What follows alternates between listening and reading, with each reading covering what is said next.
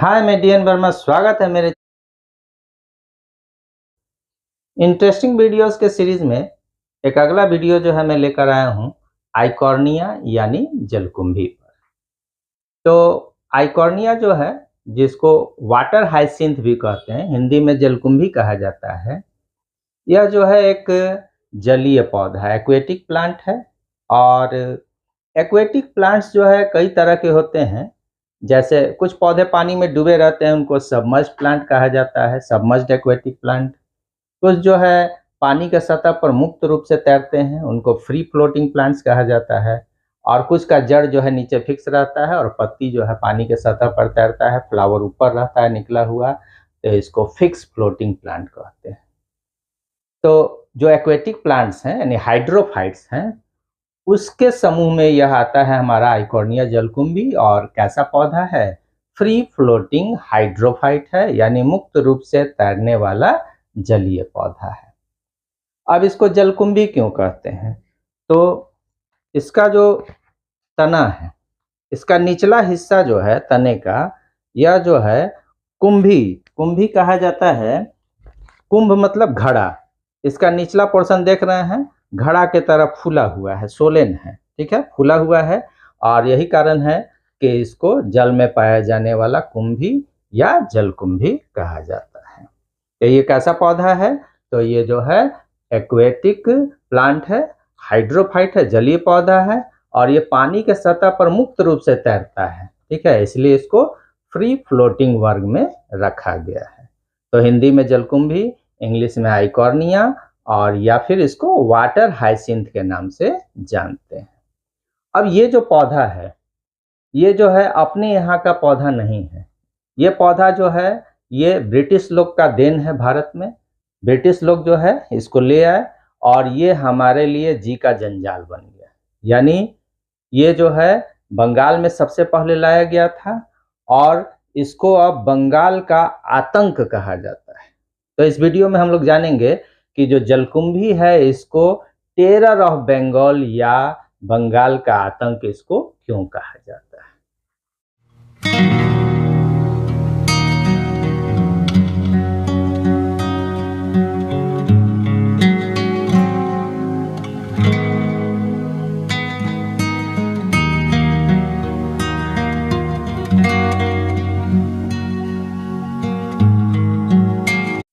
तो जान लेते हैं अब जलकुंभी यानी वाटर हाइसिंथ के बारे में। तो ये जो है इसका वैज्ञानिक नाम क्या है, इसको साइंटिफिकली क्या कहा जाता है? तो इसका साइंटिफिक नेम जो है वो है आइकॉर्निया क्रैसिपस। आइकॉर्निया क्रैसिपस। और ये किस फैमिली का पौधा है? तो ये जो है पॉन्टिडारेसी फैमिली का जो है ये पौधा है। और इसका पूरा क्लासिफिकेशन हम लोग एक बार देख लेते हैं। तो इसका वर्गीकरण देख लीजिए। क्लासिफिकेशन कहता है किंगडम क्या है? तो प्लेंटी। किस साम्राज्य का पौधा है? तो पादप साम्राज्य का पौधा है, प्लांट किंगडम का है ये। उसके बाद इसका डिवीजन क्या है? तो डिवीजन इसका मैग्नोलियोफाइटा यानी फ्लावरिंग प्लांट का जो है ये एक ग्रुप है, डिवीजन है। फ्लावरिंग प्लांट मतलब एंजियोस्पर्मिक प्लांट्स। और कहता है कि फिर डिवीजन हो गया। अब इसका क्लास क्या है? तो क्लास जो है इसका मोनोकोटिलिडनी है, या फिर इसको लिलियोप्सिडा भी कहा जाता है इस क्लास को। उसके बाद इसका ऑर्डर क्या है?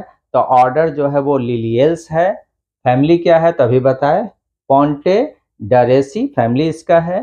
और उसके बाद इसका जीनस क्या हो गया? आइकॉर्निया। स्पेसिस हो गया क्रैसिपस। जीनस और स्पेसिस को मिलाकर इसका साइंटिफिक नेम हो गया आइकॉर्निया क्रैसिपस। अब जान लेते हैं कि इस पौधे की उत्पत्ति कहाँ हुई। तो ये पौधा जो है ऐसा माना जाता है कि ये पौधा जो है यह ब्राजील में उत्पन्न हुआ। इसका ओरिजिन कहाँ है? ब्राजील है। लेकिन इसको जो है साउथ अमेरिका के जो है अमेजन बेसिन का नेटिव माना जाता है। साउथ अमेरिका के अमेजन बेसिन वाले रीजन का नेटिव माना जाता है। लेकिन अब यह जो है यूरोप को छोड़कर पूरे विश्व में फैल चुका है और विश्व के सारे कंट्रीज में पाया जाता है। किसको छोड़कर? यूरोप को छोड़कर। तो ये हो गया इसका कहाँ से ओरिजिन हुआ। अब भारत में ये कैसे पहुंचा? तो भारत में जो है इसको वेस्ट बंगाल यानी पश्चिम बंगाल में सबसे पहले लाया गया। और किसके द्वारा लाया गया, तो फर्स्ट ब्रिटिश गवर्नर जनरल जो थे, इनकी जो पत्नी थी लेडी हेस्टिंग्स, या उनको मैरी हेस्टिंग्स भी लोग कहते हैं, इनके द्वारा लाया गया सबसे पहले वेस्ट बंगाल में। इनको जो है रहने के लिए जो बंगलो मिला हुआ था, इसमें जो है एक पोखरा था, तालाब था, पॉन्ड था, और इनको जो है जलकुंभी का पत्ती और फूल जो है काफ़ी जो है लुभावना लगा, और इनको जो है काफ़ी अच्छा लगा, और इसके चलते जो है ये सबसे पहले जो है लाकर जो है भारत के वेस्ट बंगाल में जो है अपने बंगलों के पॉन्ड में जो है इसको लगाई। लेकिन धीरे धीरे जो है यह पूरे जो है वेस्ट बंगाल में फैल गया, और मछलियों के साथ साथ पूरे बंगालियों के लिए ये आतंक बन गया। क्यों बन गया जानेंगे, और इसीलिए इसको बंगाल का आतंक या टेरर ऑफ बंगाल कहा जाता है। तो टेरर ऑफ बंगाल इसको कहते क्यों हैं, तो कहता है कि यह जो पौधा है यह इन्वेसिव जो है स्पेसीज है, काफ़ी तेज़ी से ग्रो करता है, और यह जो है पूरे जो है जलाशय में जो है वाटर बॉडी में छा जाता है, धूप को जो है कवर कर लेता है, जल में जो है धूप को जाने नहीं देता है, जिसके चलते जो है जो पानी में रहने वाले दूसरे जो है पौधे या जंतु हैं ग्रो नहीं कर पाते हैं। उसके बाद यह मुख्यतः जो है इसको टेरर क्यों कहा जाता है, क्योंकि यह पानी में जो घुला हुआ ऑक्सीजन है, जिसको एक्वेटिक जीवधारी ऑर्गेनिज्म जो है लेते हैं जिंदा रहने के लिए, तो पानी में जो डिजॉल्व्ड ऑक्सीजन है इसको जो है ये काफ़ी ज़्यादा मात्रा में खींच लेता है, जिससे पानी में ऑक्सीजन की कमी हो जाती है और मछलियां मरने लगती हैं, और साथ में जो है सारे जो है एक्वेटिक जीवधारी भी जो है वो मरने लगते हैं। तो ये जिस पौधे में जिस जो है पोखरे में पाया जाएगा उसमें काफ़ी तेज़ी से ग्रो करके जल्दी में फैल जाता है बहुत कम समय में, और सारे एक्वेटिक जो है ऑर्गेनिज्म को हानि पहुंचाता है, मछलियों को मार देता है।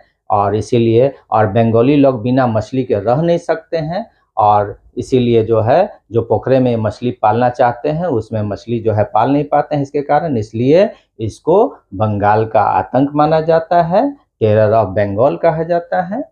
तो ये हम लोग जाने कि इस पौधे को टेरर ऑफ बंगाल या बंगाल के लिए क्यों आतंक माना जाता है।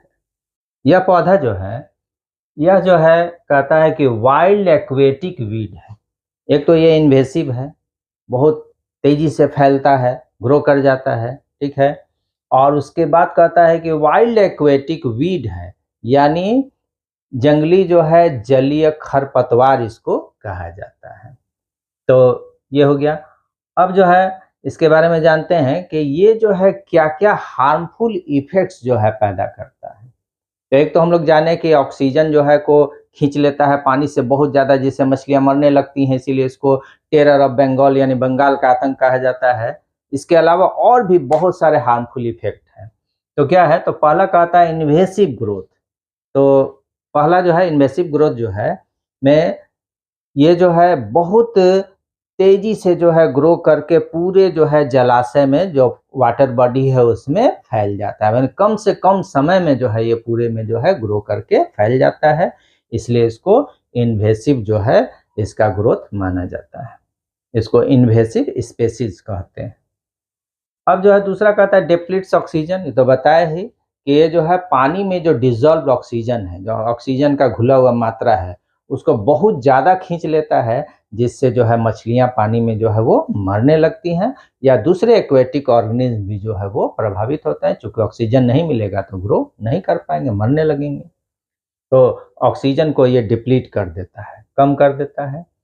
सनलाइट ब्लॉकेज, यह जो है पानी के सतह के ऊपर निकला रहता है और इसका पत्ती जो है बड़ा है साइज में, और यह इस तरह से जो है सटा हुआ सब एक दूसरे से रहता है, ग्रो करके इतना ज़्यादा फैल जाता है कि पानी के सतह के ऊपर पूरा फैल जाएगा, और एक जो है मोटा जो है लेयर के रूप में फैल जाता है पानी के सतह पर, जिससे सनलाइट जो है वो पानी के अंदर नहीं जा पाता है, और इससे जो है दूसरे जो एक्वेटिक ऑर्गेनिज्म हैं उनको सनलाइट नहीं मिलता है, जिससे वो ग्रो नहीं कर पाते हैं। तो ये कहता है कि ये सनलाइट को जो है ब्लॉक कर देता है। उसके बाद कहता है ब्लॉक्स वाटरवेज। ये जो है जो छोटा मोटा जो है अगर पानी के बहने का जो है रास्ता है, ड्रेनेज है, ठीक है, या फिर पतला नदी है, नहर है, तो इस सब में जो है ग्रो कर जाता है, तो उसको बिल्कुल जो है ब्लॉक कर देता है। पानी के बहाव को भी क्या करेगा, ये रोक देता है, ड्रेनेज को जो है ब्लॉक कर देता है। पॉल्यूट्स वाटर, ये जो है पानी को प्रदूषित कर देता है और जिसके चलते जो है एक्वेटिक ऑर्गेनिज्म जो है वो मरने लगते हैं। रिड्यूसेज बायोडाइवर्सिटी, जब इसके कारण जो है दूसरे जीवधारी ग्रो नहीं कर पा रहे हैं, तो जो एक्वेटिक बायोडाइवर्सिटी है उसका संख्या क्या होता है, घटने लगेगा। तो कहता है कि जो एक्वेटिक बायोडाइवर्सिटी है इसके चलते उसका संख्या क्या हो रहा है, घट रहा है धीरे धीरे। तो ये हो गया। उसके बाद है चेंजेस वाटर केमिस्ट्री, ये पानी में जो केमिकल्स पाए जाते हैं या जो केमिकल पैरामीटर है पानी का, उसको जो है बिल्कुल बदल कर रख देता है। तो ये सारा जो है इसका हार्मफुल इफेक्ट हुआ, जिसमें सबसे ज़्यादा जो है हो गया कि ये जो है ऑक्सीजन को ही पानी से खींच ले रहा है। यह सबसे ज़्यादा प्रभावित करने वाला इसका हार्मफुल इफेक्ट है, जिससे मछलियाँ मरने लगती हैं और इसीलिए इसको टेरर ऑफ बंगाल या बंगाल का आतंक माना जाता है। तो इस वीडियो में हम लोग देखें आइकॉर्निया को टेरर ऑफ बंगाल या बंगाल का आतंक क्यों कहते हैं, और बहुत सारा जो है इसका जो है हम लोग हार्मफुल इफेक्ट्स देखे इसमें।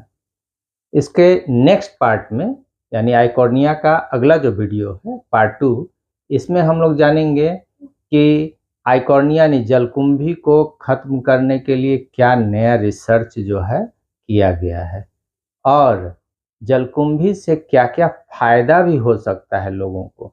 तो इसका बेनिफिट्स देखेंगे और इसके हार्मफुल इफेक्ट को कैसे या आइकॉर्निया को कैसे समाप्त करेंगे, इस पर जो नया रिसर्च हुआ है इसके बारे में जानेंगे।